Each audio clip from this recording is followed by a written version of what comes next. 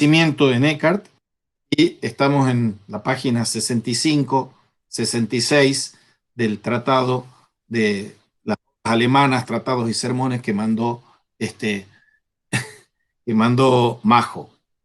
Bien, y nos estaba diciendo lo que ya nos vienen diciendo los maestros espirituales sufíes, y es el tema: todo camino empieza por un paso, y ese paso es salir de sí mismo, abandonar el sí mismo.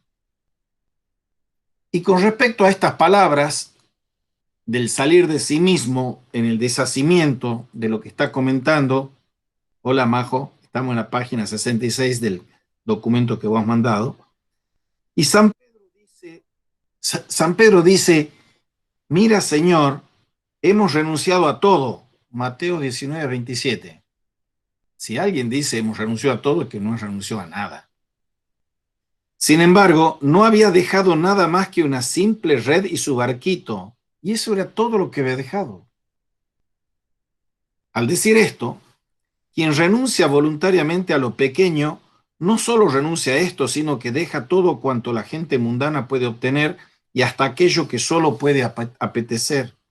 Pues quien renuncia a su voluntad y a sí mismo, ha renunciado tan efectivamente a todas las cosas como si hubieran sido de su libre propiedad y él las hubiese poseído con pleno poder.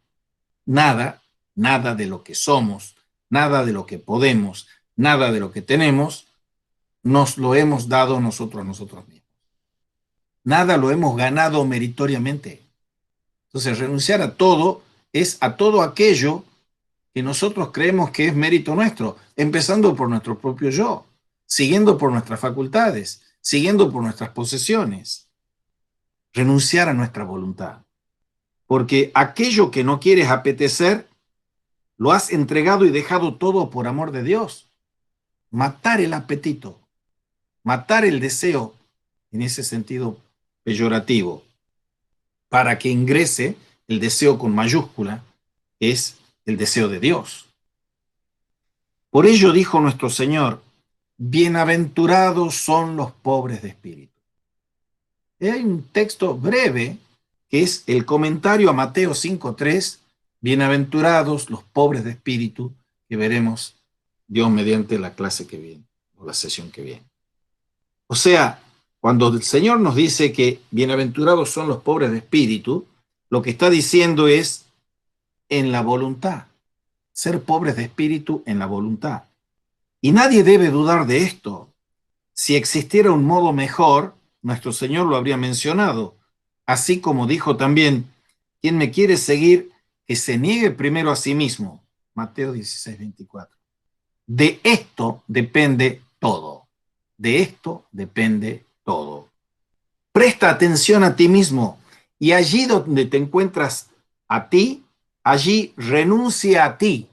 Es lo mejor de todo. Punto 4. De la utilidad del deshacimiento que uno debe realizar interior y exteriormente. Acuérdense esa doble antropología de la que habla Eckhart, el hombre exterior y el hombre interior. Que no es que para hacernos los interioristas tengamos que decir renunciamos a todo lo exterior. Es renunciar a que el exterior, que es importante, sea algún camino legítimo para llegar al corazón. No lo es. Por eso nosotros somos hombre exterior y somos hombre interior. Pero hacer depender la unión con Dios del exterior es algo completamente equivocado. Por eso hay una utilidad del deshacimiento para el hombre interior y para el hombre exterior. Y tienes que saber que en esta vida nunca hombre alguno se ha deshacido de sí mismo sin haber descubierto que debe deshacerse más aún. Por mucho que yo me haya deshacido y por mucho que haya renunciado a mí mismo en mi vida, nunca es suficiente. Siempre puedo deshacerme más. Y son pocas las personas, continúa Eckhart, que reparan bien en este hecho y perseveran en tal actitud. Se trata de un trueque equivalente y un negocio justo. Hasta donde sales de todas las cosas, hasta ahí, ni más ni menos, entra Dios. O las cosas o Dios. O estoy lleno de las cosas o me abro a ser llenado por Dios. Y entra Dios con todo lo suyo, siempre y cuando en todas las cosas abandones completamente lo tuyo. Comienza tú a hacerlo y permite que te cueste todo cuanto eres capaz de rendir. Ahí y en ninguna otra parte encontrarás la verdadera paz. Lo que todo espíritu quiere, lo que todo hombre quiere, es el reposo, es la paz. Y si estoy lleno de cosas, no hay paz. Si estoy lleno de Dios, y solo si estoy lleno de Dios, puede haber paz. La gente nunca debería pensar tanto en lo que tiene que hacer por el lado del activismo. Tendrían que meditar más bien sobre lo que son. No es el hacer, ni, como hemos visto, el tener, es el ser. Pues bien, si la gente y sus modos fueran buenos, sus obras podrían resplandecer mucho. Si, si tú eres justo, también tus obras son justas. Que no se pretenda fundamentar la santidad en el actuar. La santidad se debe fundamentar en el ser, porque las obras no nos santifican a nosotros, sino que nosotros debemos santificar a las obras. Por santas que sean las obras, no nos santifican en absoluto en cuanto a obras, sino en cuanto somos santos y poseemos el ser. En tanto santificamos todas nuestras obras, ya se trate de comer, de dormir, de estar en vigilia o de cualquier cosa que sea. Quienes no tienen grande el ser, cualquier obra que ejecuten no dará resultado. Sabe por lo dicho que uno tiene que cifrar todo su empeño en ser bueno y no insistir tanto en lo que uno hace o en la índole de las obras, sino en cómo es el fundamento de las obras. Esto que está diciendo aquí Eckhart va a tener una resonancia explosiva e implosiva en la mística y en la teología posterior, porque el quicio, el núcleo de la polémica entre, por ejemplo, Erasmo de Rotterdam y Martín Lutero es que para Lutero, monje agustino, influenciado por el señor Eckhart, y a quien le dedica una especie de antología que era la Teología Deutsch, que es eckartiana, pero aquí está ignorando y pasándole por encima a lo que está diciendo Eckhart. Porque Eckhart está diciendo que es el ser, no el hacer. Lutero está diciendo que las obras no me hacen merecer la salvación. Sola fide, sola gratia, sola escritura. Entonces, esta cuestión va a desatar una polémica feroz. No en el siglo XIV que lo está diciendo este señor Eckhart, sino en el siglo XVI. Es la polémica de Auxilis, la polémica sobre la relación entre la gracia y la libertad. Y Eckhart, hay que decirlo una y mil veces, dice que nosotros tenemos que hacernos, unificarnos con Dios, participando de la divinidad, porque nosotros tenemos que ser, por participación y por gracia, por la participación de la gracia, tenemos que ser lo que Dios es por naturaleza. Entonces está claro y clave que el señor Eckhart, a diferencia de lo que va a ser el señor Lutero, está acentuando en esta mística especulativa del ser. Y otro que también desanda y descamina siendo un genio es Heidegger, porque Heidegger lo lleva al ser y lo toma de Eckhart, pero le retuerce el pescuezo a Eckhart. Entonces, estos rengloncitos que les acabo de leer están haciendo vibrar como un diapasón las disputas teológicas, ontológicas, filosóficas que vienen en el siglo XVI, XVII, XVIII, XIX y siguen hoy, 20 y 21 también. Uno de los más grandes teólogos de la Iglesia Católica, que para muchos es considerado como si fuese un protestante, es Hans King. Y Hans King hace una tesis doctoral sobre la cuestión de Karl Barth. Karl Barth es un teólogo protestante que se mete en el comentario a la carta a los romanos. Y hay que volver a leer a Eckhart y ver todo lo que está diciendo Eckhart y ver que no solo no es un hereje, sino que es un teólogo, un filósofo de altísimo rango y que dice cosas que los que lo siguen y le toman inspiración lo retuercen y lo trastuecan. Quinto punto, observa qué es lo que hace buenos al ser y al fundamento.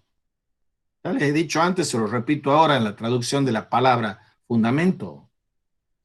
Der Satz vom Grund se llama una obra chiquita, fundamental de Heidegger, el principio del fundamento. Pero eso ya lo ha formulado un señor que se llama Leibniz, cuando habla la cuádruple raíz del principio de razón suficiente. Fundamento se dice Grund, y fundamento es lo mismo que Grund, es lo mismo que razón. En cambio, si yo le pongo la partícula Abgrund, lo contrario del suelo donde estoy parado es el abismo. El Abgrund es el abismo. El abismo es la nada desde la cual el ser puede ser pensado. Dirá Heidegger, eckartianamente, pero por lo que les digo, no manontropo, no tanto. Bien, aquí se pregunta, observa qué es lo que hace buenos al ser y al fundamento. He aquí la razón debido a la cual son perfectamente buenos el ser y el fundamento existencial del hombre. Y de dónde las obras buenas, las obras humanas adquieren su bondad. Y ello consiste en que la mente del hombre está orientada únicamente hacia Dios. Mente, mind, mens, espíritu. La mente está orientada únicamente hacia Dios. Pon todo tu esfuerzo en que Dios se haga grande para ti y que todos tus afanes y empeños se dirijan hacia Él, en todas tus acciones y en todo cuanto dejas de hacer. Si yo estoy parado esperando el 102, el ómnibus, estoy parado haciendo la cola en el banco, Dios me libre, o la cola en el súper, y ahí está Dios, puede estar Dios. Y todos estos padres espirituales que estamos leyendo dicen, si no está ahí, ¿dónde va a estar? Sí tiene que estar Dios en todo. Entonces, todo nuestro pensamiento, toda nuestra orientación existencial es teotrópica, para decirlo pedantemente, atraída por el tropos divino. De cierto, cuanto mayor sea este esfuerzo, tanto mejor serán todas tus obras. O sea, nosotros tenemos que santificar las cosas que hacemos, santificar nuestras obras, cualquiera que sea su índole. Mantente apegado a Dios, mantente desapegado de todas las cosas y mantente apegado a Dios. Y Él te va a añadir el ser bueno. ¿Por qué son buenas las cosas? Las cosas son buenas porque yo las quiero, decimos en el supermercado postmoderno, pero que ya estaba con los sofistas, porque yo soy la medida de todas las cosas. Las cosas no son buenas porque yo las quiero porque son buenas. Es otra cosa muy distinta. ¿Y qué hace buenas las cosas? Que Dios las quiere. ¿Qué hace verdaderas las cosas? Que Dios las conoce. ¿Qué hace bellas las cosas? Que Dios es el que las crea como bellas. O sea, las cosas no son bellas porque a mí me gustan porque son bellas. Las cosas no son buenas porque yo las quiero porque son buenas. Las cosas no son verdaderas porque yo las conozco porque son verdaderas. Eso lo sabe y lo está diciendo aquí con todas las letras el buen Meister Eckhart. Ese descentramiento respecto de nuestro ego, fagocitador de todo, esa excentricidad de salir de este culto idolátrico del sí mismo y entregarnos a que Dios es el que hace bien buenas las cosas. Las cosas son todas en tanto que son buenas, el trascendental bonum. Dios es el que añade todo el ser bueno. Busca a Dios, entonces hallarás a Dios y a todo lo bueno. Así, en verdad, con semejante disposición de ánimo, podrías pisar una piedra y sería una obra más aceptable para Dios que si recibieras el cuerpo de nuestro Señor y al hacerlo hubieses puesto tu miras más bien en lo tuyo y tu intención fuera menos desasida. O sea, ¿qué es más meritorio? ¿Ir a comulgar con el corazón asido y apegado a mí mismo? ¿O pisar una piedra mientras camino viendo y contemplando la naturaleza y admirándome de todas las maravillas de la realidad? Por supuesto que si yo estoy viendo todo lo divino que hay en la realidad, es mucho mejor que los actos de piedad externos, que son estériles, fríos, muertos. Entonces, dice, quien se apega a Dios, a este se apegan Dios y cualquier virtud. Y aquello que tú buscabas anteriormente, ahora te busca a ti. Aquello tras lo cual corrías tú, ahora corre detrás de ti. Y aquello de que huías, ahora huye de ti. Por eso, quien se apega estrechamente a Dios, a éste se le apega todo cuanto es divino y huye de él todo cuanto es desigual y ajeno a Dios. Vayamos al punto 6, que se llama del deshacimiento y de la posesión de Dios. Me hicieron la siguiente pregunta, dice Eckhart, que algunas personas se aislaban rigurosamente de los hombres y les gustaba estar siempre solos y de ahí provenía su paz, así como del hecho de que se hallaban en la iglesia. Y me preguntaban si esto era lo mejor. Entonces dije, dos puntos, comillas, signo de admiración, no, signo de admiración, comillas. No, estar en la iglesia y estar en actitudes de presunta piedad no me hacen estar más cerca de Dios. A veces, no pocas veces, me hace estar más lejos de Dios. No es que tengo que salir del mundo para estar con Dios. Tengo que vivir en el mundo como Dios manda. Entonces, no. Y presta atención por qué no es así. Quien está bien encaminado en medio de la verdad se siente a gusto en todos los lugares y con todas las personas. Mas quien anda mal se siente mal en todos los lugares y entre todas las personas. Pero aquel que anda por buen camino, en verdad, lleva consigo a Dios. Mas aquel que bien y en verdad posee a Dios, lo tiene en todos los lugares y en la calle y en medio de toda la gente exactamente lo mismo que en la iglesia, o en el desierto, o en la celda, con tal de que lo tenga en verdad y solamente a él. Nadie podrá estorbar a semejante hombre, sea donde sea que esté, sea con quien esté. ¿Por qué así? Y dice, contesta, porque posee únicamente a Dios y pone sus miras solo en Dios y todas las cosas se le convierten en puro Dios. Todas las cosas se convierten en el puro Dios. Semejante hombre lleva consigo a Dios en todas sus obras y en todos los lugares, y todas las obras de este hombre las opera solo Dios, pues la obra pertenece más propia y verdaderamente a quien es causa de ella que a quien la ejecuta. ¿Quién obra en nosotros? Nuestra voluntad, no. Obra Dios. ¿Quién ora en nosotros? Nosotros mismos. Nuestro ego, no. El Espíritu Santo. Dios obra, Dios ora en mí. Resulta entonces que a tal hombre nadie lo puede estorbar porque no ambiciona, ni busca, ni le gusta nada fuera de Dios, porque él se une con el hombre en todas sus aspiraciones. Y así como ninguna multiplicidad lo puede distraer a Dios, así nada puede distraer ni diversificar a este hombre, ya que es uno solo en lo uno, donde toda la multiplicidad es una sola cosa y una no multiplicidad. Es una traducción dificilísima de hacer y genial la que hace aquí el traductor. Porque eso que se dice en el Advaita, en los hindúes, en los budistas, del pensamiento no dual, es del pensamiento no pluralizado. La vieja cuestión metafísica de lo uno y lo múltiple. Pero no es cualquier unidad, porque una mala unidad me lleva al monismo. Esta es la unidad en la que yo y Dios somos uno. Un tratadito del fruto de la nada que trataremos después. Es una no multiplicidad. Y aquí ponen una nota abajo.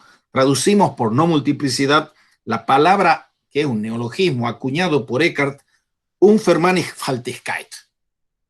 Hay que agarrarse de los cinturones cuando los alemanes ponen el kite ese al final, porque es una sustantivación. Y Vervielfältigung es la multiplicación. La no multiplicabilidad. Esto es la no pluralidad. Lo que yo le he traducido es literalmente la no pluralidad. Ahora, dicho lo cual, Continúa Eckhart, el hombre debe aprender a Dios en todas las cosas y ha de acostumbrar a su ánimo a tener siempre presente a Dios en ese ánimo y en su disposición y en su amor. Observa cuál es tu disposición hacia Dios cuando te encuentras en la iglesia o en la celda. Esta misma disposición, consérvala y llévala contigo en medio de la muchedumbre y de la intranquilidad y de la desigualdad. Y como ya he dicho varias veces, dice Eckhart, cuando se habla de igualdad, no se afirma que todas las obras o todos los lugares o toda la gente tengan que considerarse como iguales. Esto sería un gran error, porque rezar es una obra mejor que hilar, y la iglesia es un lugar más digno que la calle. Debes conservar, empero, en todas tus obras un ánimo y una confianza y un amor hacia Dios y una seriedad siempre iguales, ya sea que esté hilando o que esté rezando. A fe mía, si estuvieras así equilibrado, nadie te impediría tener presente a tu Dios. Pero en quien Dios no vive tan de veras, sino que le hace falta continuamente aprehender a Dios desde fuera en esta cosa y en aquella, y si busca a Dios de manera despareja, ya sea en las obras o entre la gente o en determinados lugares, éste no posee a Dios. Y fácilmente habrá alguna cosa que lo estorbe a semejante hombre, porque no posee solo a Dios y no busca, ni ama, ni aspira solo a Él. Y por ello no lo estorban únicamente las malas compañías, sino también las buenas. Y no solo la calle, sino también la iglesia. Y no solo las palabras y obras malas, sino también las palabras y obras buenas. Porque el impedimento se halla dentro de él, ya que Dios en su fuero íntimo no se ha convertido en todas las cosas. Pues si fuera así, estaría contento y a gusto en todos los lugares y con todas las personas, porque él poseería a Dios y a éste nadie se lo puede quitar ni estorbarlo en su obra. Esta verdadera posesión de Dios depende de la mente, del espíritu, del hombre espiritual y de una entrañable y espiritual tendencia y disposición hacia Dios. Les he dicho ya varias veces, se lo vuelvo a recalcar aquí, la carga y el valor semántico de la palabra disposición. Uno usa las palabras y no sabe qué está diciendo, porque la palabra disposición tiene una raíz que es la misma de la palabra posición, la palabra oposición, la palabra composición, la palabra exposición. Toda la dialéctica de Hegel está llena de tesis, antítesis, síntesis, y tesis es posición, antítesis es oposición. ¿Qué es la disposición? La disposición es el temple anímico con el que yo hago algo. Si yo me encuentro de buen humor o me encuentro de mal humor, si me encuentro ya con la Stimmung, como lo está usando Heidegger, de la disposición anímica de la angustia, es la disposición ontológica. Si lo agarra Eckhart y dice, che muchacho, la disposición es estar de cara a Dios, que Dios sea todo, el estar ante Dios. Eso está en Eckhart, va a estar después en Kierkegaard, y por supuesto no va a estar en Heidegger, que usa la palabra, dispone de la palabra disposición como le viene en gana para su antropología. Dios amado y presente.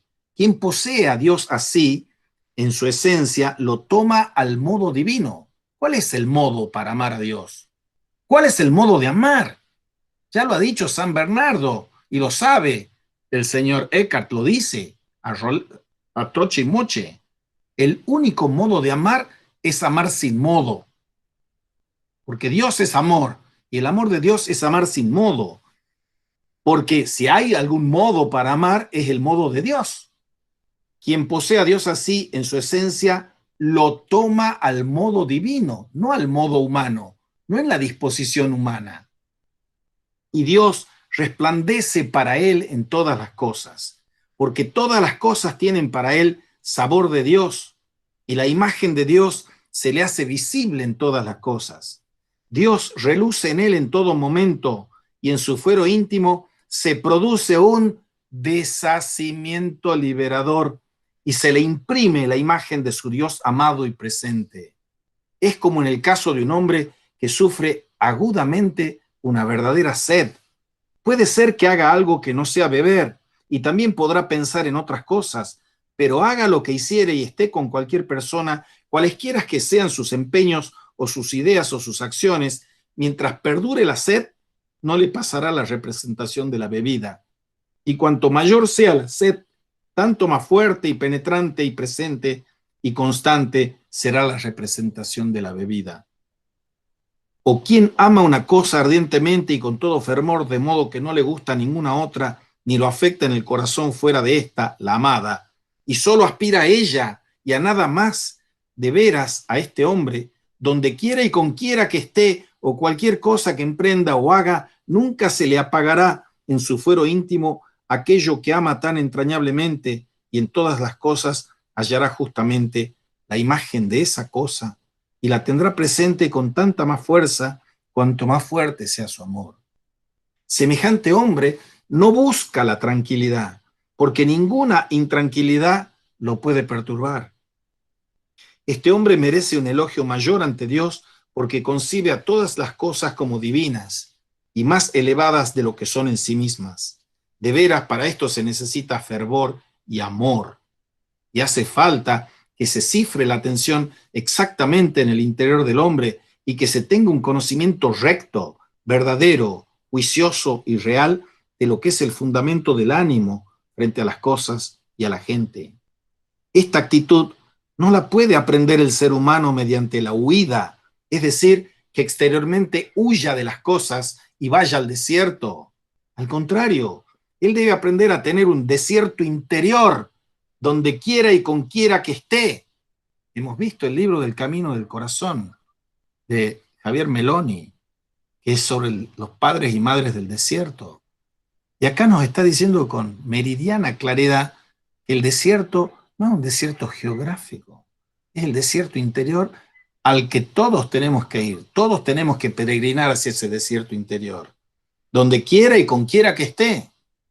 Debe aprender a penetrar a través de las cosas y aprehender a su Dios ahí dentro y a ser capaz de imprimir su imagen, la de Dios, en su fuero íntimo, vigorosamente, de manera esencial. Comparémoslo con alguien que quiere aprender a escribir. Si ha de dominar este arte, tiene que ejercitarse mucho y a menudo en esta actividad. Por más penoso y difícil que le resulte, por imposible que le parezca, si está dispuesto a ejercitarse asiduamente y con frecuencia, lo aprenderá y dominará ese arte. A fe mía, dice Eckhart, primero tiene que fijar sus pensamientos en cada letra individual y grabársela muy fuertemente en la memoria. Más tarde, cuando domine el arte, ya no le hacen falta en absoluto la representación de la imagen ni la reflexión. Entonces escribe despreocupada y libremente. Y lo mismo sucede cuando se trata de tocar el violín o de cualquier otra obra que ha de realizar con habilidad. A él le basta perfectamente saber que quiere poner en práctica su arte, y aun cuando no lo haga en forma continuamente consciente, ejecuta su tarea gracias a su habilidad, sean los que fueren sus pensamientos. Del mismo modo, el hombre debe estar compenetrado de la presencia divina y ser configurado a fondo con la forma de su Dios amado y hacerse esencial en él de modo que le resplandezca el estar presente de Dios sin esfuerzo alguno, y más aún, que logre desnudarse de todas las cosas y que se mantenga completamente libre de ellas. Para conseguirlo, se necesita al comienzo de la reflexión y de un atento ejercicio de la memoria, tal como le hacen falta al alumno en el aprendizaje de su arte. Bien, antes de pasar al comentario más extenso, vamos a hacer un comentario de esto último. Si alguien ha intentado en su infancia aprender a tocar el violín, como me pasó a mí, tenía tíos que tocaban el violín, una tía que enseñaba música y tocaba el piano, tenía 7 primos que eran músicos, entonces a mí me daba una gana bárbara tocar el violín. Y uno tiene que hacer esa tarea ardua de la ejercitación. Y por supuesto, si uno no es dotado o no pone suficiente empeño, no saca ni un sonido coherente. Pero eso pasa con tocar el violín, con bailar, con escribir y con todo. Uno tiene que ejercitarse, ejercitarse y ejercitarse. Y al principio, dice Eckhart, eso lleva o conlleva imaginación, representación y reflexión.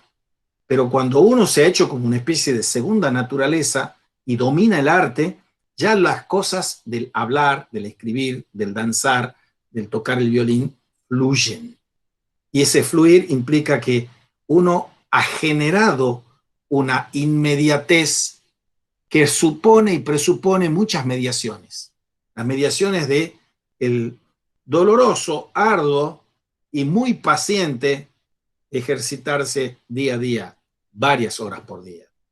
Bien, esas sabidurías conlleva el deshacimiento de Eckhart. Veamos ahora, no sé qué hora es, pero veamos ahora un comentario que les he mencionado antes. Son las 6:39. Bien. Este comentario del maestro Eckhart, de este libro, es Maestro Eckhart, figura normativa para la vida espiritual. Y algo hemos empezado a decir la vez pasada, pero vamos a retornar. Sobre el capítulo 2, que es sobre el abandono. Según Eckhart, existen 4 grados de virtud. En el fondo, cada uno de estos grados de virtud, con mínimas diferencias psicológicas, están atravesados por una categoría eckartiana que es la del traspaso. El traspaso. El primer grado de virtud se abre paso, Durchricht dice, se abre paso y prepara al hombre el camino para apartarse de las cosas transitorias, de las cosas perecederas. El segundo grado de la virtud es retirar al hombre por completo, retirarlo de todo ese apego a las cosas, el desapego, el deshacimiento. El tercer paso virtuoso para Eckhart no solo se las retira todas las cosas, sino que hace que las olvide totalmente, como si jamás hubiesen existido. Y vivimos tan apegados a las cosas nosotros, que este tercer paso nos resulta inimaginable y virtualmente imposible. Pero nos falta el cuarto. El cuarto es estar uno totalmente en Dios, y ese cuarto paso es Dios mismo en mí. El yo y Dios somos uno. El peligro es contenido en toda la mística quietista contra la que despotrica el señor Eckhart. El quietismo es una mística que está diciendo que hay que quedarse absolutamente quieto, y Eckhart protesta contra esa mística quietista que piensa que al tener y disfrutar todas las cosas en Dios como Dios, se pudiese renunciar a todo esfuerzo y a toda abstinencia. Y eso es rechazado de la forma más drástica por Eckhart. Tanto cuanto estés desprendido del apetito que te impulsa esa satisfacción, tanto poseerás de la. Pero si has apuntado a aquello que se te habrá de dar, y si miras de reojo hacia ello, no se te dará nada. Cuanto más quiero poseer algo, menos me será dado ese algo. Y dice, la cuestión es que no tengo que mirar de reojo, dice, Señor, dame sabiduría, bueno, pero dámela así de regalito y ahorrame el esfuerzo de ponerme a estudiar para tener sabiduría. No se puede negociar con Dios, dice Eckhart. No se puede negociar con Dios. Con Dios no se negocia en modo alguno. Para Eckhart, la pregunta de Pedro, ¿ya lo ves? Nosotros lo hemos dejado todo y te hemos seguido. ¿Qué recibiremos, pues? Ahí está el Pedrito. Toma y daca. Ya hemos dejado la barca, hemos dejado las redes. Te estamos siguiendo a vos. ¿Qué querés? ¿Qué más querés que ahora vengo a cobrar? Paso por la caja a cobrar. ¿Qué es lo que me va a dar vos? Solo puede constituir un extravío esa actitud de Pedro. Si la gente hubiese apuntado a sí misma o a algo propio, no hubiese renunciado a nada, dice Eckhart. Como digo de San Pedro, el que ha tenido en vista lo que se le concedería, ¿cómo puede haberlo abandonado todo? Abandonarlo todo es abandonar la propia voluntad, abandonar el sí mismo. Y eso solo se hace en la humildad. Dice el buen Pablo Dors, en un juego de palabras hermoso, que no es el que lo inventó, pero él lo ha formulado bien clarito. Homo, humilitas, humus. Hombre, humildad, tierra. Esa familia de palabras hay que tenerlas claras para unirse a Dios. La humildad es la que me permite, la única que me permite la vaciedad de mi interior, vaciar mi interior, el vacío. Por consiguiente, aquí se nos exige, antes que nada y por sobre todo, la humildad. Como yo digo en broma, la humildad es la mayor de las vanidades, no lo digo yo, lo dice el gran humilde de Nietzsche. Cuando yo pretendo ser humilde, ¿qué vanagloria sería? La humildad, ¿qué consiste la humildad? Hay dos tipos de humildad. Está la humildad de la naturaleza y está la humildad del espíritu, dice Eckhart. La humildad de la naturaleza consiste en la prudencia en hacer y en dejar de hacer. Humildad en la naturaleza. Distinguir naturaleza de espíritu. La humildad de la naturaleza es la humildad en el hacer y en el dejar de hacer. Pero también hay una humildad del espíritu, que consiste en que en el hombre, en que el hombre se adjudique o atribuya tan poco de todo el bien que Dios le hace continuamente. Todo lo bueno que yo hago, no lo hago yo. Lo bueno lo hace Dios en mí si yo no lo estorbo. Si hay algo bueno, no lo hago yo. Esto es que solo puedo obrar bien si estoy desnudo, si estoy desasido, si estoy desapropiado, si estoy desinteresado. Desinteresado y desprendido. ¿Qué palabra? La palabra interés. Interese es lo que está en medio del ser. Y acá la única ética es la ética del desinterés propio. El desinterés es lo que me coloca en el deshacimiento. Y el deshacimiento es lo que me coloca en la disposición para acoger a Dios. El hombre tiene que ser desinteresado y desprendido cuanto lo ha sido en su estado previo al nacimiento. Otra vez, yo estoy en Dios antes de haber nacido, desde toda la eternidad, porque Dios no tiene tiempo. Entonces, el desinterés y el desprendimiento es remitirme a esa situación previa, es previo al nacimiento. Cuando yo era en Dios, una idea de lo que Él iba a crear. Cuando me crea a mí, a nadie más que a mí, o a nadie más que a cada uno, cada ser singular, hombre, polvo y ceniza, carne y hueso. Ese ha sido en su estado previo al nacimiento, cuando era en Dios, una idea de su creación.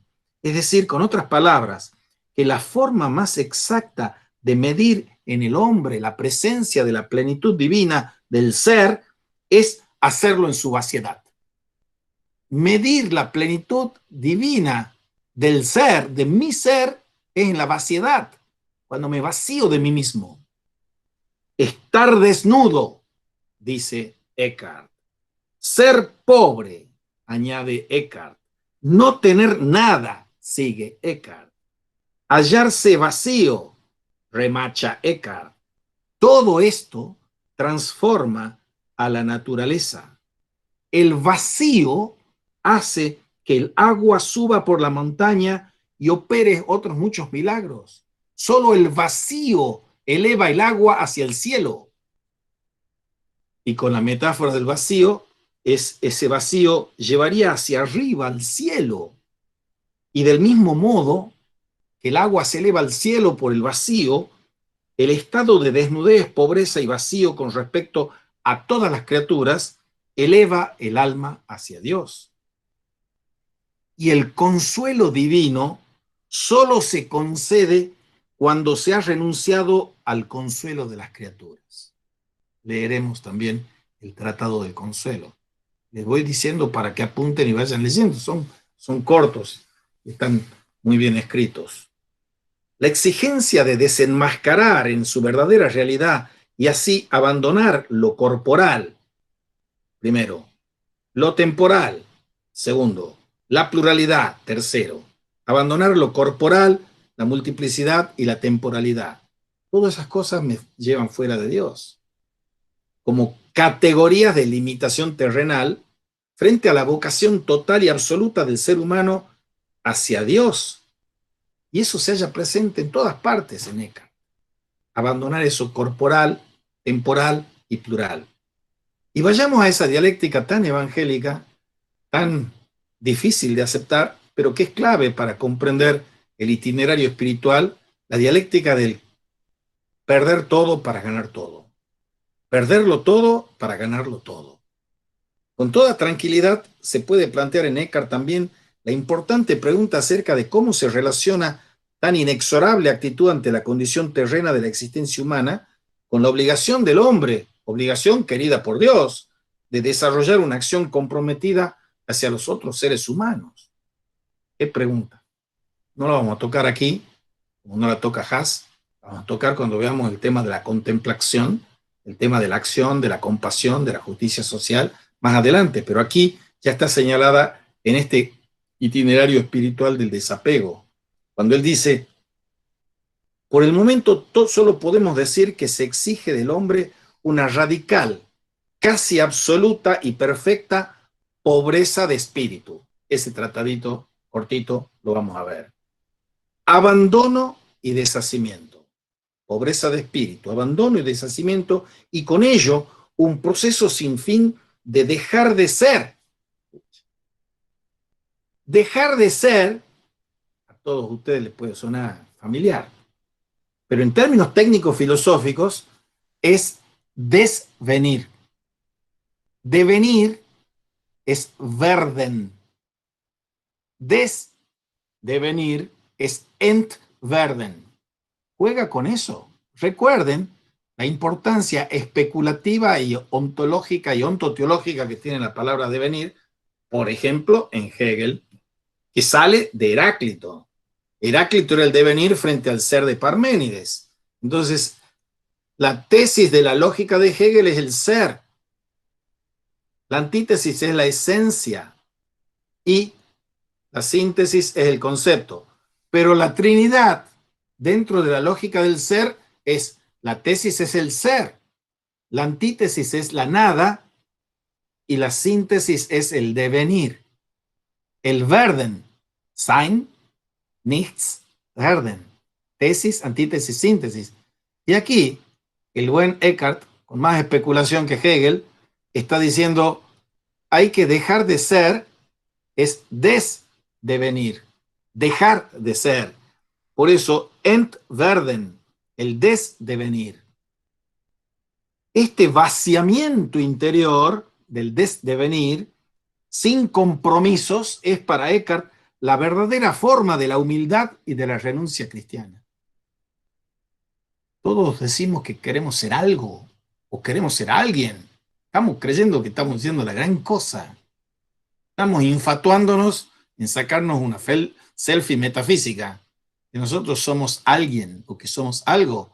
Tenemos que querer no ser nadie, no ser algo, ni esto ni aquello.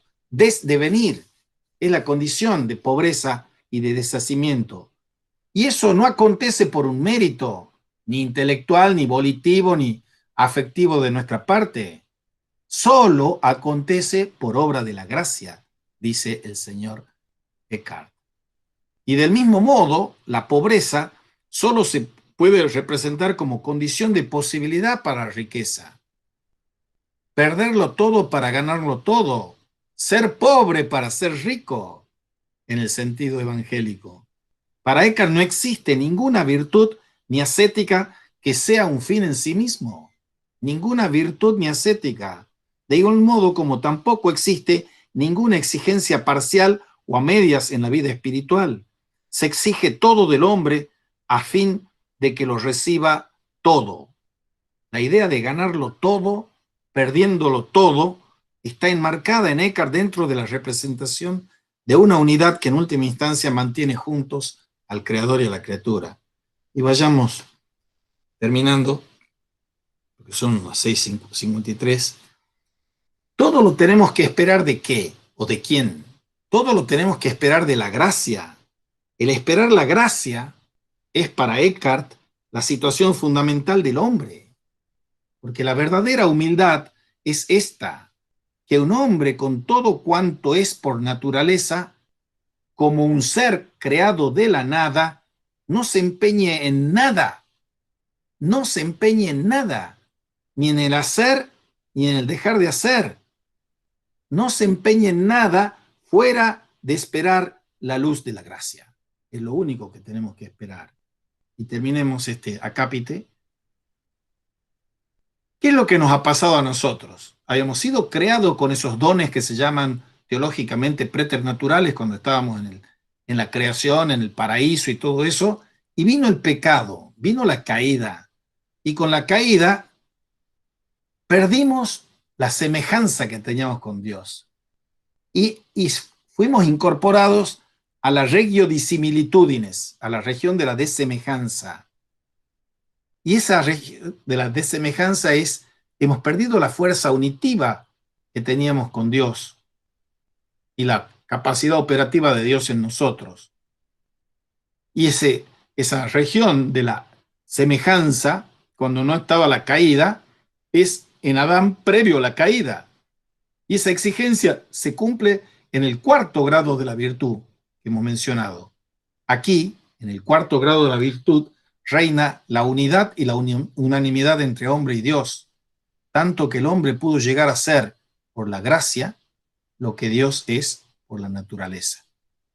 Y eso, en consecuencia, comete una gruesa injusticia con Eckhart si se interpreta esta doctrina del desdevenir, del Entwerden, en el sentido de una ascética budista, con el perdón de los budistas aquí presentes. ¿Por qué? No se trata en absoluto de un sumergirse en la nada como un fin en sí misma, sino de un proceso de dejar de ser en sentido totalmente evangélico, por el reino de los cielos, dejo de ser por el reino de los cielos y por la consecuente unidad con el Creador. Y aclaro para terminar lo del budismo, lo aclara Haas, dice, esto obviamente no significa que se deba valorar en menos el eminente papel del maestro Eckhart en el diálogo con las religiones orientales y asiáticas. Lo han visto teólogos y monjes budistas, teólogos cristianos, católicos, como von Balthasar, en su gloria la estética teológica, y lo han visto el Nietzsche Tan Han, lo han visto todos los monjes, Thomas Merton siguiendo a Eckhart, todos ellos han visto que el puente entre Oriente y Occidente se da, pero no quiere decir que el puente estamos de acuerdo en todo. Entonces hay que ver con un grano salis, con matices, qué consiste ese vaciamiento en Eckhart y qué consiste el vaciamiento en el budismo. Bueno, abran los micrófonos y abramos el diálogo, si quieren. Le iba a hacer una pregunta antes que abramos el diálogo.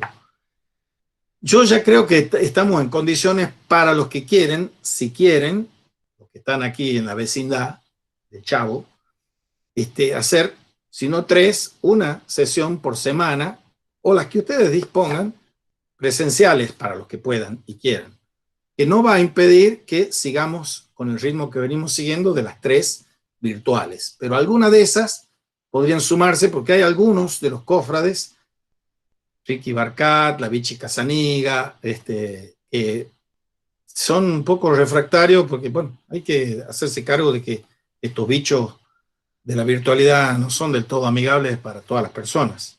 Entonces, si quieren, yo estoy dispuesto a que reanudemos, mismo Ángel Schemberger, que es un cofrade de hierro para las presenciales, no se siente muy cómodo en las virtuales.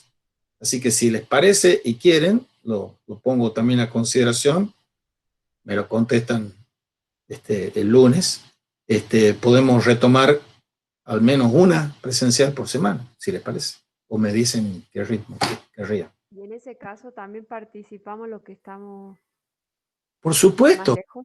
no se corta la virtualidad, pero se Ajá. añade la presencialidad. Y cuando vos bajás de los cerros, Bueno, juntarte para bajar en una de las presenciales. bueno, Llevar los libros bueno, bueno. que te querés llevar. De Rilke. Sí, claro. Eso. Bueno, buenísimo. Bueno, no sé si de esto que hemos visto hoy tienen preguntas, comentarios. El budista, yo creo que va a querer hacer preguntas. Budista. Ahora, tal vez más adelante, profesor, Ajá, sí. porque, bueno, tengo que leerlo Así más mismo. detenidamente y más tranquilamente Mm. para sostener y argumentar como lo... Bueno, con todo gusto, sin ningún compromiso, cuando quieran. Ahora vayan leyendo esos trataditos que le he dicho, el de la pobreza, el de Marta y María, que son el Tratado del Consuelo, que vamos a ir avanzando sobre... Yo le voy a dedicar muchas clases a Eckhart porque se las merece y es un plato fortísimo para todo esto, no solo por las ramificaciones muy fructíferas que tiene en diálogo con las religiones asiáticas, orientales, sino al interior del cristianismo. Sin Eckhart no existe ni la filosofía contemporánea, ni la teología contemporánea, y al pobre Eckhart se lo ha zarandeado y se lo ha minusvalorado muchísimo por parte y por culpa de los propios católicos institucionales, ¿no? Él siempre lo han visto bajo la sospecha y sigue sin ser San Eckhart. ¿Cómo le pasa que el propio Eckhart le dice San Dionisio a Dionisio Areopagita? Porque no entran a discutir las cuestiones filológicas o históricas. Para él tiene una densidad y una presencia teológica, Dionisio Areopagita, que para él es con toda naturaleza San Dionisio. Y nosotros debiéramos decir de este buen hombre, San Eckhart, y recién en el siglo XIX, a fin del siglo XIX, y recién a mediados del siglo XX, con el Vaticano II, están empezando a sacarle los caballos de encima de que es la sospecha de herejía, porque no se toman el trabajo de estudiarlo. Porque si hay una herejía es porque está diciendo de que yo y Dios somos uno, es que es la unidad por naturaleza de mi yo y de Dios. Nunca dice eso, Eckhart. Está diciendo que hay un panteísmo. Nunca dice eso, Eckhart. Están todas las proposiciones, están editadas, las proposiciones que el infausto Papa ha declarado como heréticas de Eckhart. Por supuesto, ya le han tenido que sacar todo eso porque son falsas. Porque Eckhart le decía, son tipos que no saben leer. Se lo decía un poco más elegantemente que yo, pero le decía eso. Me están sacando de contexto las cosas que yo he dicho. Entonces, si vos sacás de contexto, denme una frase, decía Napoleón, y mando a guillotinar a mi madre. Sacar la frase del contexto es un procedimiento por lo menos ilegal e aunque inmoral. Entonces, hay que leerlo como habría que haberla leído antes de mandarla a quemar a la Margarita de Porete. Claro que uno fuera de contexto cuando está diciendo cosas que le escuecen a la institución jerárquica eclesial y la van a mandar a quemar, por supuesto, si le está arruinando el negocio a ellos. Pero bueno, es cuestión no de preocuparnos de los negocios de la institución jerárquica, sino de qué es la verdad o quién es la verdad y cómo se busca la verdad y cómo se accede a la verdad. Bueno, lo dejamos ahí entonces. Ok, profe. Feliz fin de semana. Gracias. Bueno, profe, gracias. Muchas gracias. Hasta luego, profesor. Chao. Hasta luego.